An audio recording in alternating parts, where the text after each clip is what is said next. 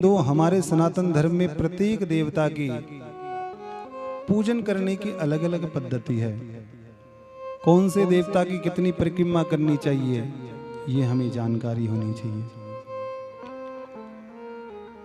अगर आप शिव के मंदिर में पहुंचे हो तो भगवान शंकर की आधी परिक्रमा की जाती है। करते हैं ना। भगवान शंकर के मंदिर में जो जलेरी बनी रहती है उसको लांघना नहीं चाहिए। जो शिवलिंग का पानी जहां से प्रभावित होता है उस जलेरी को कभी लांघना नहीं चाहिए। इसलिए भगवान शंकर के मंदिर में कभी जाओ तो भगवान शंकर की आधी परिक्रमा करनी चाहिए।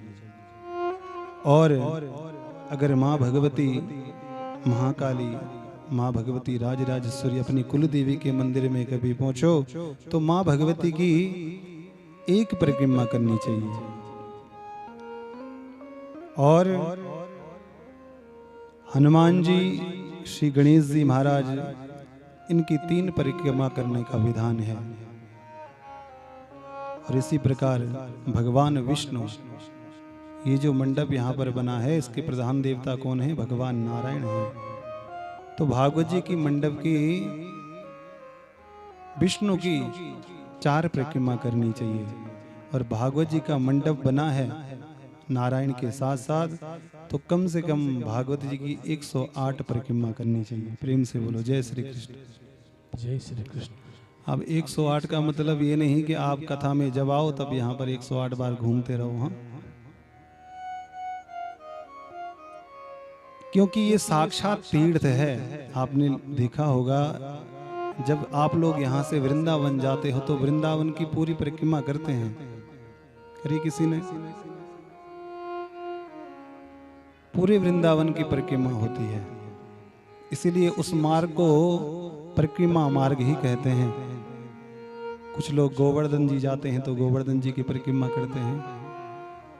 कहते हैं जो लाभ 7 दिन तक भागवत जी की कथा को श्रवण करने से प्राप्त होता है, वही लाभ मात्र केवल भागवत जी के मंडप की 108 परिक्रमा लगाने से प्राप्त होता है। प्रेम से बोलो जय श्री कृष्ण। तो आपका और हमारा बड़ा भारी सौभाग्य है कि आपको और हमको यहाँ पर भागवत जी की कथा को श्रवण करने को प्राप्त हो रही है।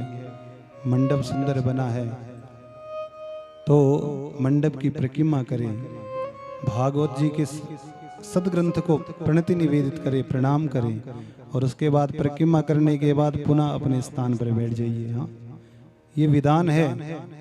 समस्त ब्राह्मणों के चरण छूकर व्यासपीठ पर बैठे हुए वेद व्यास के, जो नारायण के स्वरूप माने जाते हैं, उनसे आशीर्वाद ग्रहण करके और उसके बाद जितने भी भू देवता यहाँ पर विराजे हैं उनको प्रणाम करके फिर अपने स्थान पर बैठ जाइए। कुछ लोग आते हैं, आएंगे और सीधे पीछे बैठ जाएंगे।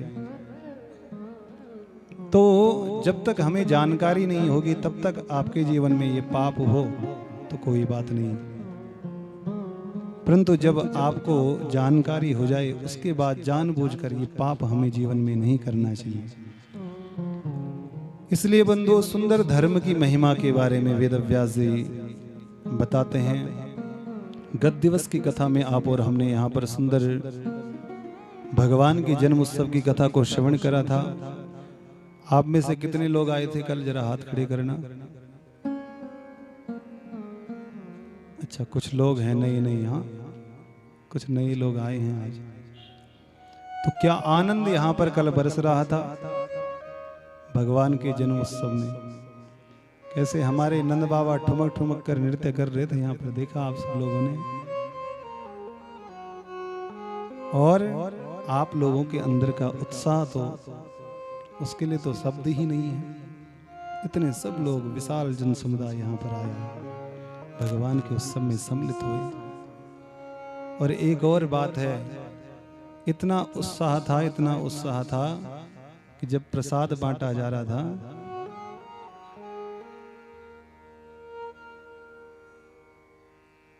जितनी बूढ़ी मैया, जितनी ज्यादा बूढ़ी मैया उतनी तेजी से आगे आ रही थी।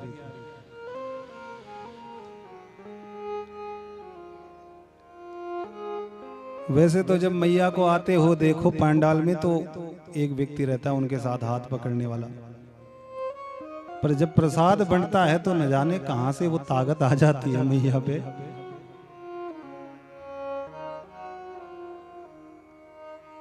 तो बड़ा आनंद उत्सव हमने भगवान के जन्म उत्सव में यहां पर मनाया।